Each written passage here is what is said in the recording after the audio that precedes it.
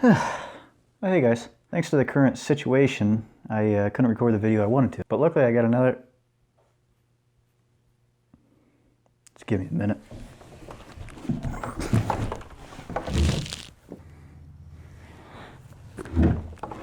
Oh. Whew. Alright, where was I? Right. You guys ever seen the funnies page on a newspaper? I had like a stack of newspapers from like 2 years ago. You know, just you have newspapers laying around, so I was looking through them. And they are really bad. I don't get the newspaper because I'm not a 70-year-old man. So I went to get some new newspapers. So I had to go get some out of the trash. That's actually what I did. But that was like 2 months ago. That was before all this stuff. The only danger was pricking my finger on a heroin needle. All right, well, I'm trying out kind of like a new style of video here. It's kind of like a commentary video, but rather than looking at something relevant though, I'm looking at newspapers that nobody looks at, and they're also like 2 years old, most of them. So let's get into it. I just recorded like a lot, and I just lost all the footage, and my phone might die. So let's just redo all that. So first up we got Dilbert. Is started in like '89 by some dude. I don't even care anymore. I was gonna pretend to care.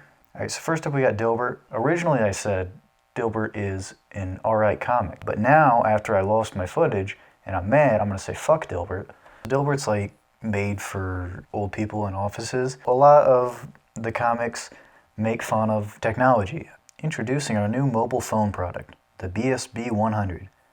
BSB stands for beautiful, slippery, and brittle. Oops, what's the 100 stand for? That's how many times you'll have to replace a cracked screen. You know, most of them insult technology, but some of them just straight up insult humans. Our consultant has studied our corporate culture and isolated the problem.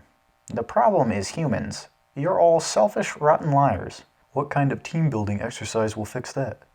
I'd try something involving DNA and alien technology. He also seems kind of worried about the robot revolution. I added artificial intelligence to our self-driving car prototype, but someone left the garage door open and it ran away to join the robot resistance. Is there anything you'd like to tell me? I'm just a sleeper cell. They don't tell me much.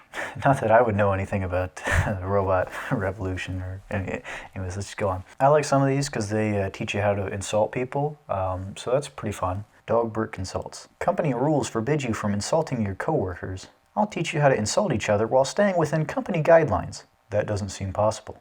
You should look into getting a standing desk. Yeah, so, you see what Dilbert is. We've had 700 complaints about sexual harassment in the past month. From now on, employees must wear body cams to record every interaction. Weren't all those complaints against our CEO? People misinterpret his warmness. You know what, it looks like they got a serious problem with sexual harassment here, and the CEO seems like kind of a problem. Hey Alice. Let me give you a shoulder rub in the name of team spirit. Alright, yeah, no, I see what they mean. They definitely have a sexual harassment problem. That guy's a total creep. I mean, wait a minute.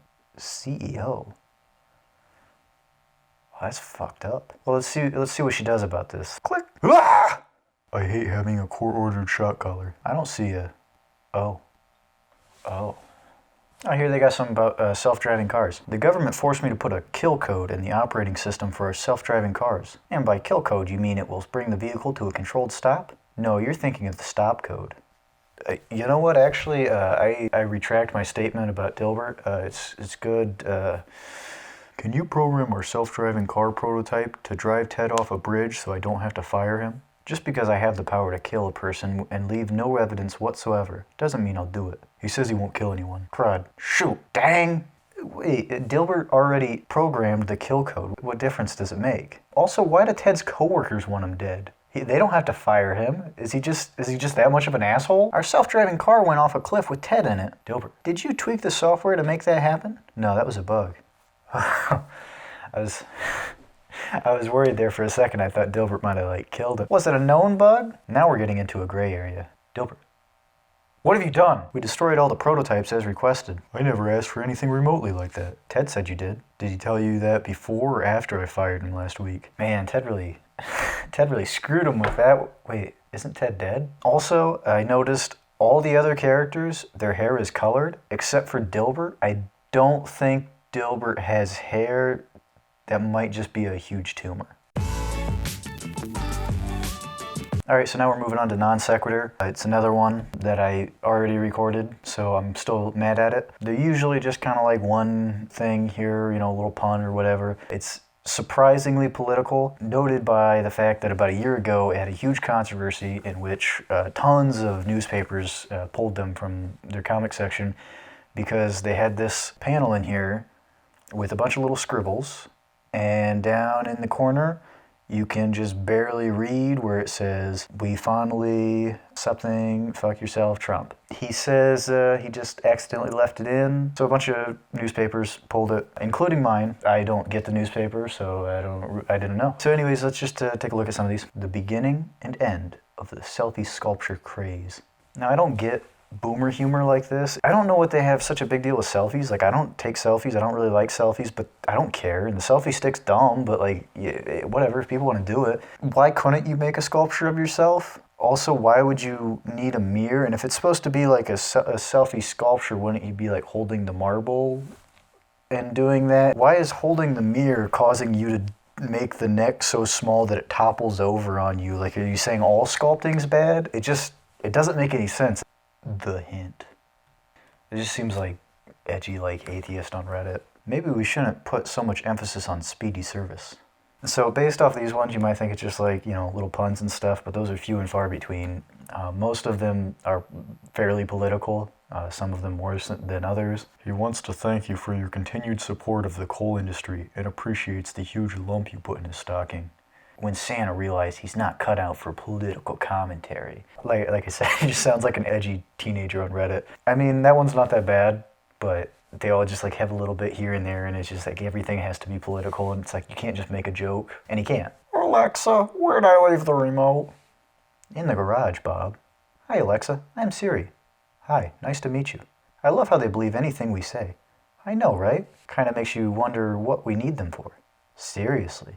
I can control everything electronically. And I've got the launch codes.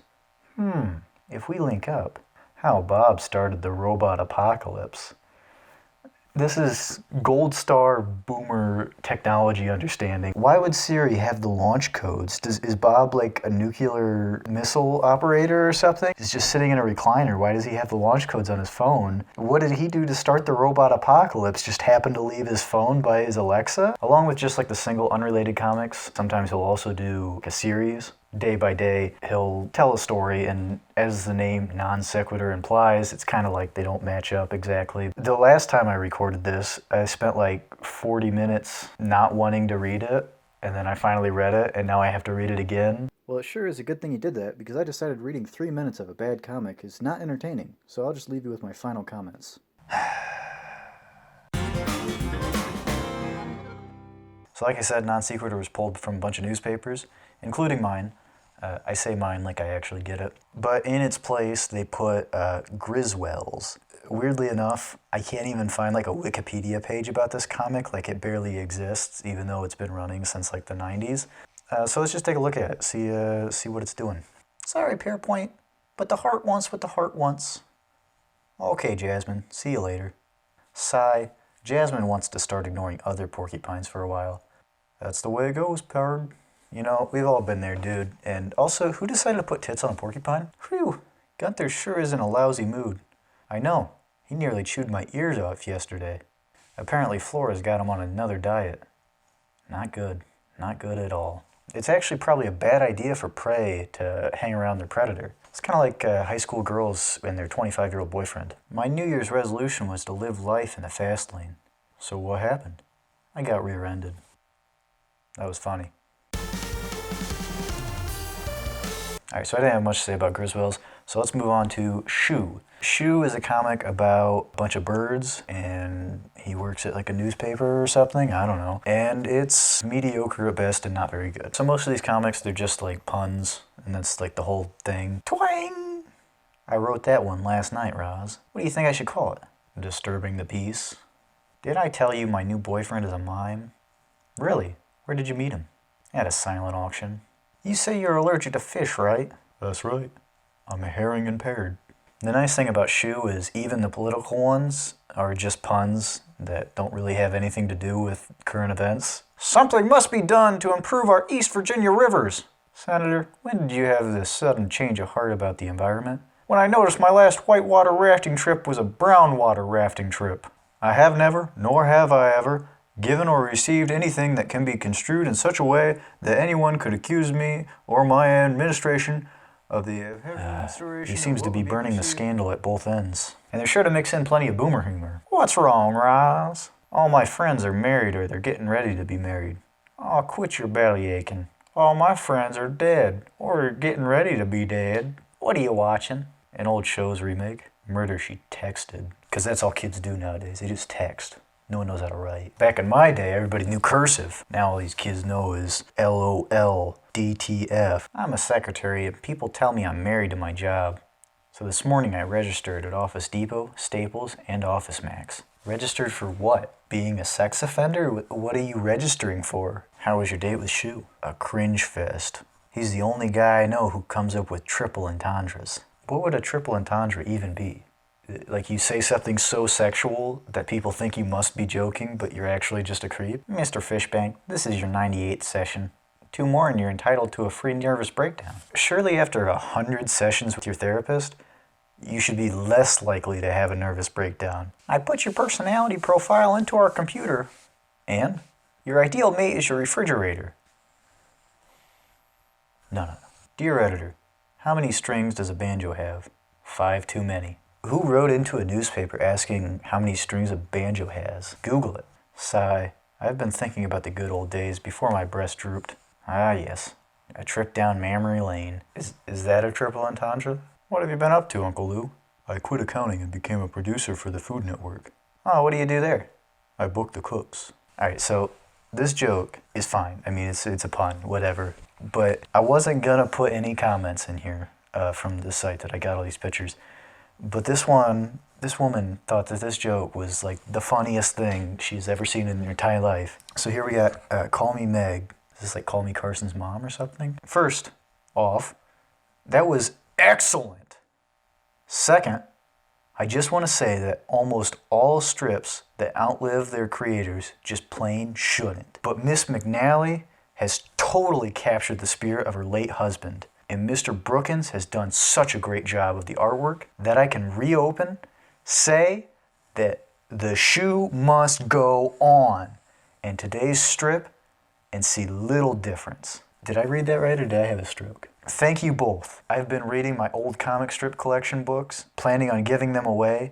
I own the first 10 or so Shu books and a couple later ones, and I can't bear to part with any. Here she mentions the original writer died, and then his wife took over after him, which is pretty common with these comics, actually. A lot of them, they die and then their son takes over or something like that. But she's talking about this on a comic that came out 18 years after he died. At this point, she had been writing the comics for almost as long as he had. Normally you would make an observation like this, like maybe like a month or maybe even a year after the writer dies, but I think after 18 years, it's probably safe to say she's doing a fine job, or else it wouldn't have been running for 18 years. Anyways, I just realized I went outside to pee earlier and I saw a black cat and I was like, oh, that's bad luck, except for I don't really care about that stuff. And then I lost my footage. And yes, I went outside to pee because I don't have a toilet. Moving during a worldwide quarantine, not a good idea, but I got all the essentials, so. All right, so now let's move on to probably the only comic that I like at all, and that's just because it's kind of like old memes, like if you remember like 2010, like 2011, like memes where it's just like a little picture and then it's like kind of a joke. They're okay, but I mean like it's in a newspaper still, so. Hey buddy, why don't you watch where you're going? You just almost covered my head in That's what I said. So then I thought, if I'm the big scary monster, why should I be the one stuck on the cold, hard floor? So I mean, they're just like puns, but they're not really trying that hard, so I think, you know, I'll give him a pass. Bigfoot's weight, as elusive as the creature himself. Couldn't he just like move his feet? Guys, I just had a spiritual experience, and you'll never guess what was revealed to me. The amazing, powerful, hallucinogenic properties of mushrooms. And this is why we can't have nice things. What's the matter? You afraid of girls? First off with this one, how would he have seen them if they were behind him? Second off, why, if he was afraid of girls, why would he turn around and swim past them? I don't know. Anyways. This seems like a really ineffective method. All right, we'll be taking number 1. Oh, I'm number 1. No, I'm number 1. No, I'm number 1. No, I am number 1. I'm number 1. Because, silly me, and all this time I thought Zelda was dating a Capricorn. You idiot, Zelda's a Leo. She would never date a Capricorn. Alright, so next up we got pickles. And not the kind you make relish out of.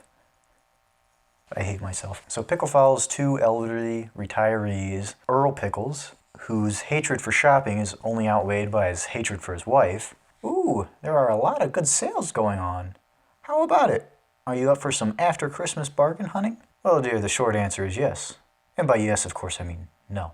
And Opal Pickles, Earl's psychotic wife that hates him almost as much as he hates her. I dreamed that you bought a new car. It was so small that my left shoulder was squished against you while you were driving, but my right shoulder and arm were on the side of the window smacking into a fence as we drove by. Sometimes you can be pretty inconsiderate. Now, if there's one thing you should know about my man Earls, he hates shopping. It was a terrible sight. I doubt I can ever get it out of my mind. More than a dozen men, sitting, waiting, hopeless and dejected. The look in their eyes haunts me still, and I was one of them. Where was this? A prisoner of war camp or something? No, the outlet mall, waiting for her wives. And if there's one thing you gotta know about my girl Opal, it's that she's legitimately psychotic. Ow! What's wrong? I stubbed my toe. Darn you! Me? What did I do? Nothing. Whenever I stub my toe, I automatically blame whoever's nearest to me at the time. My sister Pearl is mad at me because I accidentally called her Linda. I didn't mean to. It's just that I know so darn many Lindas. The lady who does my hair, our Sunday school teacher, our mail carrier. Oh, don't worry about it. She shouldn't be so critical. What's in a name anyhow? You're right. Thanks, Linda. Damn, he was on her side and she still did him dirty. This puzzle is driving me crazy. Maybe you should just give up. Never! Sometimes I take a few pieces out of the box and replace them with pieces from another puzzle. Mother, that's terrible. What? It keeps him busy for longer. I did it! I finished this 1,000-piece jigsaw puzzle. That's all I get? 3 weeks of eye-straining, peace-finding work and all I get is, You're right. I'm sorry. What I meant to say was, thank goodness. Finally, I get my kitchen table back. Alright, first of all, congratulations to Earl for finishing that puzzle with missing pieces and the wrong pieces. And second off, if she wanted her table back, why would she make it take him longer? Ahem. I got something for you. Plop. Well, what I said was you never bring me flowers anymore. God damn it, Earl. You idiot. If our house were on fire, what would you run in and save? Let's see. Important papers, photo albums, the dog, maybe the cat. What about me? Oh yeah, you too. Don't you have legs? If he can rescue you, surely you can walk out. I mean, he's not a firefighter. I'm sorry, Grandma. I couldn't find your bloopers. My bloopers? What are you talking about? I asked you to bring my blue purse. Heck, now we're never gonna know what Grandma's bloopers are. Kid, you don't want to see your Grandma's bloopers. That shit'll scar you for life. I'm sorry. I just can't go on like this. I'm tired of this long-distance relationship. You know what I mean, right? So, you're coming upstairs with me. No. Grandpa, what's your favorite color? Well, I'm kind of partial to blue and green is nice. But when it comes right down to it, my favorite color of all is ice cream. Mine too. You know, maybe Earl's not that bad. I didn't want to talk about comments, other than that last one, but this is actually the one that made me go, okay, I'll talk about comments. So here's the comic. Are you taking Roscoe for a walk? Nope, I'm taking him to the dog groomer. It's getting pretty shaggy. See if they can do something about your mustache while you're there. So, I mean, straightforward enough, right? It's like a normal comic. Here's the comment. A time for a boob job, Opal. What prompted that? Everybody replying to that is rightfully being like, what are you talking about? Of all of the things, all the comics to comment that on, why this one? And that picture. And 2 people liked it.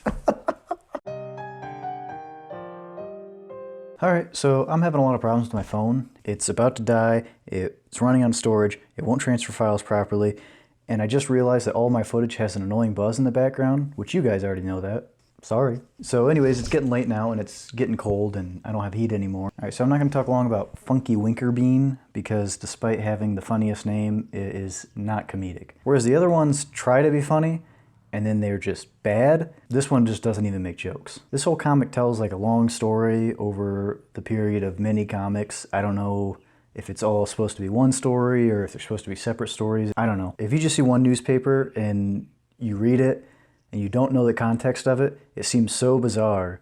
And that's what I did. I thought it was supposed to be a joke seeing one of these, and I thought it was just the worst joke I've ever seen anybody make. But on top of not being a comedy, it's also really dark. If you look at this one and think it's a comedy, you'll think it's just a bad joke. If anyone had ever told me that I'd become best friends with a player from Big Walnut Tech, I would have told them I'd have to be crazy. Well, Bull, you are crazy. Oh yeah, that's right, I keep forgetting. But now what's really messed up about this is, in the context of the whole story, that guy actually has brain damage from playing football. I don't think you should call somebody with brain damage crazy. What's really funny about Funky Winkerbean is, on the week that I was gathering all of these comics, the strip that they were running at the time was a story about a comic cartoonist coming to a school and none of the kids caring because none of them read the paper or care about newspaper comics. It's just kind of ironic that on the same week that I was gathering the comics for a video about how bad newspaper cartoons are, they have a comic doing the exact opposite, saying how bad kids are for not liking newspaper comics.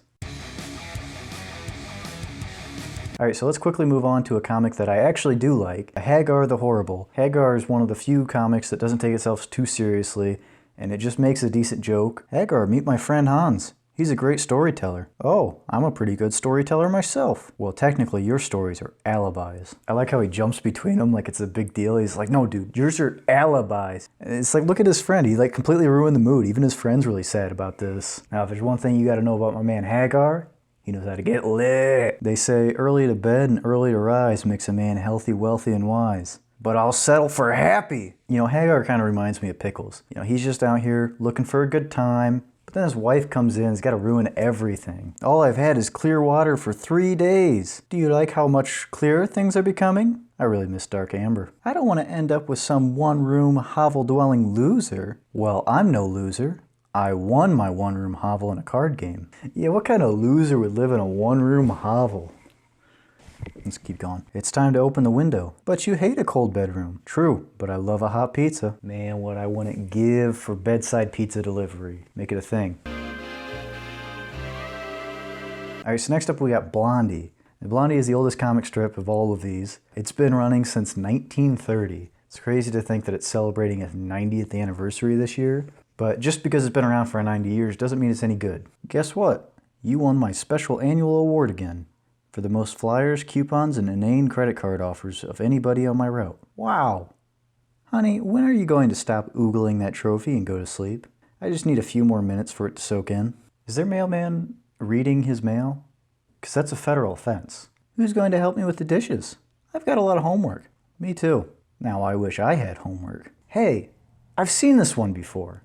I suppose it only makes sense for a comic that started in 1930 to have a little bit of boomer humor in it. Thanks for the $1, pal. By the way, here's my card. Your card? Yeah, I'd appreciate your giving me a like on my Facebook page for today's presentation. Come on, man, how do you expect a small business to grow without some positive feedback? Everybody's on Facebook, even the homeless. Mr. B, don't you think that authors should have to write the ending of their book on the first page of the book? Why, Elmo? That way you'd know whether or not to waste your time reading the whole book. Hey guys, listen to this idea. I like how everybody in the car is already freaked out, like they know it's going to be the dumbest shit they've ever heard, and he hasn't even said the idea yet. Dag, I have to spend $50 on flowers to apologize for something I said to my girlfriend. Wow, that must have been some comment. What did you say to upset her so much? I didn't think it was all that bad. Trust me, it was only a $5 comment, but she really inflated it. All I did was call her a damn bitch. My, a virtual reality anniversary card. Yep, just put these on. Do you see my personalized anniversary wish? No, all I see is a bowl of hot chili dancing with fries. Let me know when they spell I heart you with ketchup. It's certainly the most unforgettable anniversary I've ever had. Pretty sure she's just playing VR chat. Would you mind if I do some homework over here, Mrs. B? My parents are having an argument. The only thing they could agree on was sending me over here. You know how when your parents get a divorce and they say, oh, it's not your fault? Elmo's parents are definitely getting divorced because of him. Did you get my message about your snowblower? Yes? I'll lend it to you if you sign this note. Personally, I'm insulted, but I'll sign it. All right then, I need to borrow a pen. Like, I get the joke is that he's got to borrow everything, but who just carries a pen in the middle of a snowstorm? How do you like your teacher this year, Elmo? She's nice. She said we're going to learn about the history of every war ever fought. Wow, amazing. Not really. We're only going to talk about the winners. Is Elmo a Nazi? Now I see why his parents are getting a divorce. Whoa, buy one doesn't get one free. Is there a limit on that? A limit? Why do you ask? I was thinking it'd be funny if someone bought them all. Har har. Yeah, I guess, but who would do that? You're not going to believe this, but I just saved us a ton of money. You know, I've been judging Dagwood too hard. He totally made the right call here. We'll be back in a few. Bye. Wait, where are you going? A bunch of us are getting together at the mall to stare at our phones. I'm glad we met when people just stared at each other. Me too. Look, you guys are over here making boomer jokes, but your kids are definitely fucking each other. Alright, so let's move on to the brilliant mind of Edison Lee. This one started in like the early 2000s. It's kind of funny because the comic about a young kid is the youngest of all the comics here. I think I'll order a pizza. You've reached Bob's Auto. For sales, press 1. For service, press 2. For our automated new vehicle delivery system, press 3 for... Wrong number! Stop! Why is there a new SUV in our driveway? No idea. And I never pressed 3 either. So here we're introduced to Edison's grandfather, a senile old man who can't operate a phone, but he did manage to get that SUV for free. Now surprisingly, the comic about a child is the most political of them all. The first guilty monkey agreed to testify against a second one in exchange for leniency. The second did the same to a third, who implicated a fourth and a fifth. I call them Mueller's monkeys. Must you politicize everything? And actually, I think it's self-aware, because that's exactly what I was thinking. Don't let fear stand in your way, Harley. I believe it was Franklin Roosevelt who once said, "The only thing we have to fear is nothing, as long as we trust those who know what they're doing." I may be paraphrasing. Franklin Roosevelt obviously never met you. Now me and Edison may both be inventors, but at least I test my own stuff. I thought I'd try a new deep-fried beef and bacon, pepper, cheese, and grilled onion lard burger. What's the pink sauce? Pepto-Bismol. They put it right on top for you. Ooh, baby, where do I get one of those? FYI, styrofoam packing peanuts colored with an orange highlighter taste nothing like cheese puffs. He's right. I'd like a Jolly Burger with extra mustard, please. Extra mustard? Why not top it off with a pound of bacon and a bowl of chili while we're at it? You'd do that for me? Of course not! The corporate policy here is very confusing. Is mustard really that bad? Sometimes talking to your grandfather is like talking to a potted plant. My research shows that when he's tuned into his programs, his cellular activity completely shuts down. Theoretically, you'd be more likely to get a response from the plant. So, who do you want to win the Super Bowl? What's really sad here is their grandpa obviously has like severe dementia or something, and their solution is to talk to the plant. Hold up.